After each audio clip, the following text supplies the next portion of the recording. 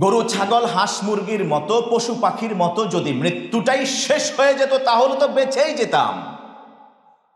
কিন্তু এটাই শেষ নয়। This is the first and beginning of the next journey.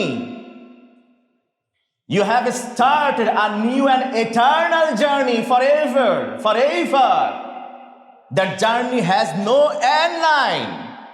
এমন একটা যাত্রাপথে আপনি মৃত্যুর মধ্য দিয়ে শুরু করলেন, ওই যাত্রার কোনো শেষ নাই, ওই যাত্রার কোনো এন্ড লাইন নাই, ওই যাত্রার কোনো মৃত্যু নাই। গরু, ছাগল, হাঁস, মুরগি হাসরের ময়দানে তাদের হিসাব নিকাশ যা হবে চুকানোর পরে সব মাটি হয়ে যাবে। কাফেররা সেটা দেখে দেখে বলবে, ইয়া লাইতানি কুনতু তুরাবা।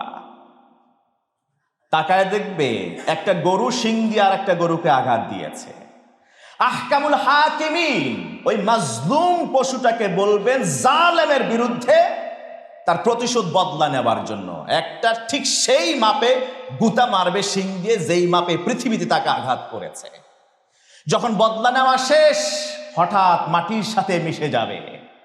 কাফেররা মনে মনে মহান রবের কাছে কেউ চিৎকার নিনাদ আওয়াজ তুলে বলবে, ইয়া লাইতানি কুনতু তুরাবা, ইয়া লাইতানি কুনতু তুরাবা। হায় আফসোস যদি আমরা আজকে ওই যে পশুর মতো মাটি হয়ে যেতে পারতাম। সম্ভব কি?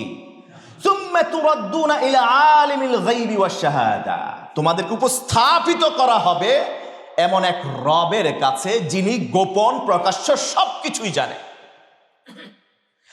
আমি আপনি হয়তো প্রকাশ্য সিন কোনো কিছুর ব্যাপারে আমাদের জ্ঞান আছে, কিন্তু আমাদের রব এমন একজন যিনি known, unknown, told, untold, seen, unseen সবকিছুর ব্যাপারে তিনি জানেন।